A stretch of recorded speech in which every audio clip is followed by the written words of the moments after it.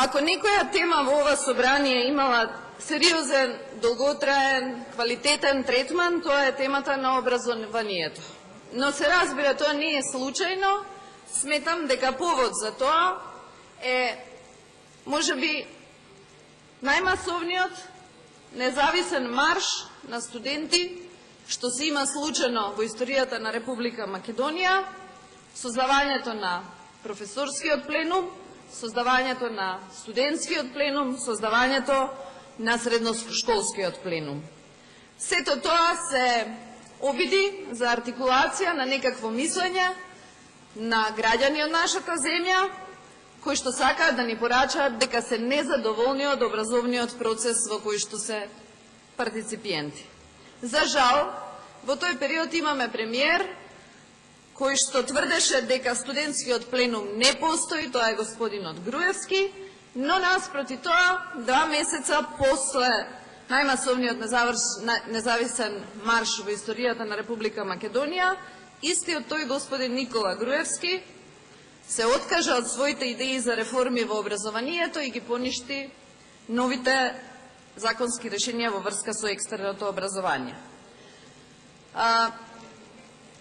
Во оваа прилика не знам зашто попрво би можеле да разговараме, а да бидеме продуктивни и што е тоа што не е речено, заради тоа што навистина постојат многу теми кои што ги отворивме, но за жал, иако декларативно кај една само од дискутантките денес, господјата Лашковска, беше отворена можност за соработка и примање на сугестии од страна на пратениците и граѓаните и соработка со Министерството за образование за подобрување на околностите, друга суштинска шанса за соработка нема. И станува сега нејасно зашто попрво човек да разговара, а навистина да биде сослушан и навистина тоа да вроди со некаков плод. Дали за политиките на ВМРО ДПМН во образованието, дали за положбата на наставниците, дали за среќата и успехот на учениците во основните, средните училишта или за студентите, дали за оценките од Светската банка во врска со инвестициите и со резултатите во образованието, дали за бројот на училишта и факултети, дали за квалитетот наспроти квантитетот. Ке почнам некаде од позади. Во оваа дебата доминира аргументацијата на актуелната власт, како и кај секоја тоталитарна структура, дека во нивно време се изградило најмногу што можело да се изгради и тоа што е направено во нивно време не се правело никогаш до тогаш. Добро, но дали, ако разговараме за градење, разговараме за образование или за згради? Јас сум свесна дека до задутре да ги оставите, пратениците од мнозинството ќе ви бројат проекти, но што има зад тие проекти? Зад тие проекти имаме, например, најдобриот универзитет во Македонија рангиран на 1196-то место во светот. Вториот поред, Свети Климент Охридски универзитетот во Битола, рангиран на 5337 место. Универзитетот Гоце Делчев во Штип, рангиран на 6450-то место на светот. Последниот рангиран, кој што јас можев во оваа табела да го видам, е на 20.530-то место. Тоа е Евроколеж од Куманово, некој, за кој што не сум слушнала, прва слушам. Но и после тоа, ова собрание носи одлуки за формирање на нов универзитет, се разбира, немајќи ни трунка осет и чувство за тоа што се случува со постоечките. Можеме да зборуваме и за вложувањата на ВМРО ДПМН од, како што беше соопштено, околу 4,1% од бруто домашниот производ, но исто така можеме да разговараме во исто време и за оценката на Светска банка, дека и со 4,1 вложувања, македонското образование не се одлепило од дното и е најлошо рангирано, односно меѓу најлошо рангираните во регионот. Пазете, не во некакви конкурентни рамки, туку најлошо рангирано во регионот, кој што сам по себе стои полошо се разбира од Америка, Европа, Азија и така натаму.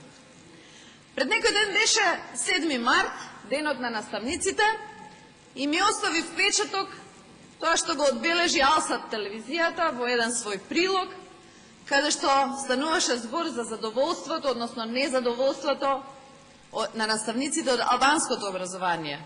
Жал ми е што колегите од албанската припадност не зедоа скоро ич или многу малку зема учество во оваа дебата.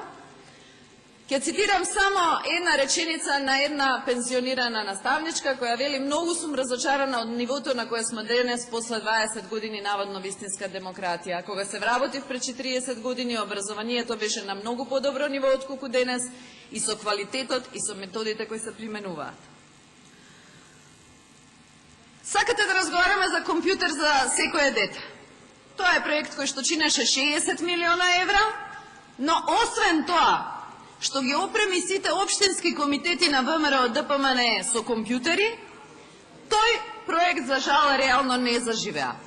Проблем беа електричните инсталации во објектите, но проблем беа и содржините кои што беа во електронска форма, кои што беа на толку мало ниво, кое што не можеше практично да биде употребено од овој воспоставен систем. За среќата на учениците, за успехот на учениците и наставниците и за тоа како им се враќаат нозете назад на сите заедно додека одат на своите работни места или во институциите образовни, зборува повеќе нивната реакција во врска со екстерното образование. Таа состојба со екстерното на многу убав начин извади на површина и многу други прашања.